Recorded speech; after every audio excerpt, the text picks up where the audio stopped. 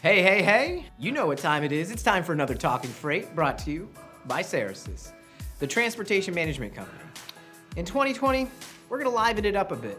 We understand that these are supposed to be informational videos, but I'm going to try and inject a few more personality into each episode. Who's lucky? We're all lucky. Well, okay. As they like to say, I'll just stick to the facts. So, today, we continue our Inbound Freight Management Talking Freight series by going over 7 best practices for inbound freight consolidation. Inbound freight consolidation is an effective way to gain control over inbound freight costs and reduce overall costs. Inbound freight management is exceedingly complex, and this complexity is only increasing as the number of retailers interested in engaging in omni-channel retail increases. While many practices help shippers and vendors improve inbound freight management, the use of inbound freight consolidation is the most promising. So today, let's talk inbound freight management and how you can do better consolidation.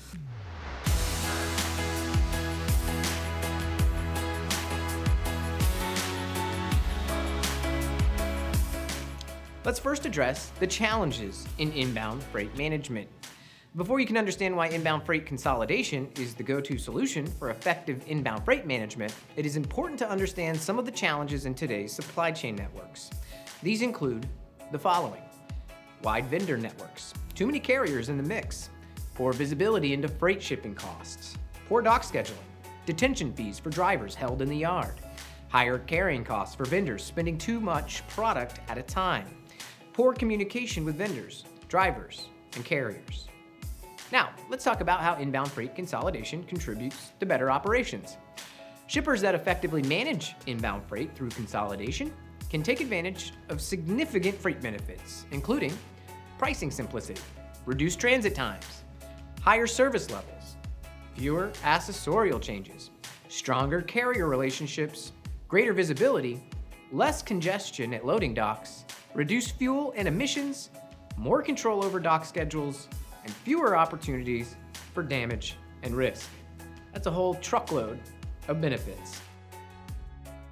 Now, let's go over the best practices to practice consolidation and deconsolidation when it comes to inbound freight. Of course, developing an inbound freight consolidation practice in your inbound freight program and processes is not a simple task. To ensure nothing is overlooked, shippers should follow these best practices. Adopt vendor compliance policies. Vendor compliance policies are how a shipper holds vendors and suppliers accountable for failures in inbound shipping. In other words, vendor compliance policies detail which carrier to use, when to ship product, and more. Partner with the right suppliers. Although the inbound routing guide can be optimized to fit any situation, it is important for shippers to partner with the right suppliers. An extensive supplier network may offer the promise of a better competitive advantage, but if suppliers consistently fail to meet requirements within your routing guide, they should be dropped from your network. Implement a standard dynamic routing guide. The inbound freight routing guide must be dynamic and allow for both freight consolidation and deconsolidation.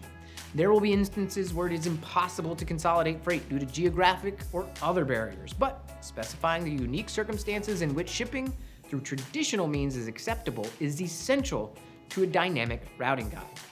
Moreover, processes must be in place to adjust guide specifications as suppliers and vendors evolve. Establish penalties for failure to consolidate freight before shipping. Depending on the dedication of your company, establishing penalties for failure to consolidate freight, provided freight can be consolidated within the existing freight routing guide, will encourage suppliers to follow the guide to the letter.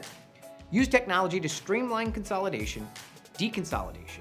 Another aspect of effective inbound freight consolidation is the use of technology, such as a TMS, to know when to consolidate or follow other shipping rules.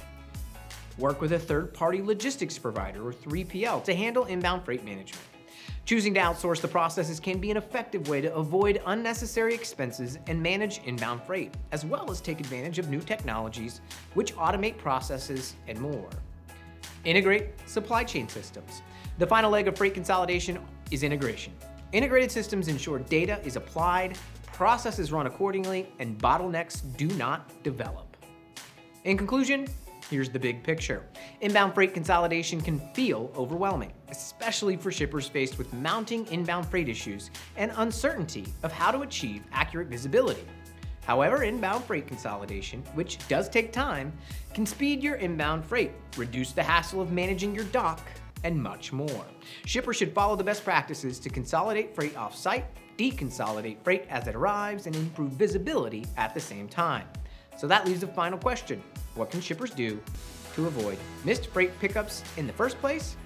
Well, we got you covered. If you tune in to the next Talking Freight, we're going to cover that exact topic. But that's it for this week's Talking Freight.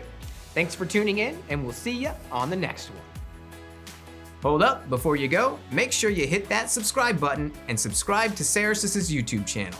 You'll get up-to-the-minute info from Fast Freight 5, educational material on Talking Freight, and the best voices in the freight industry from the Freight Project podcast and as we hit events across the country.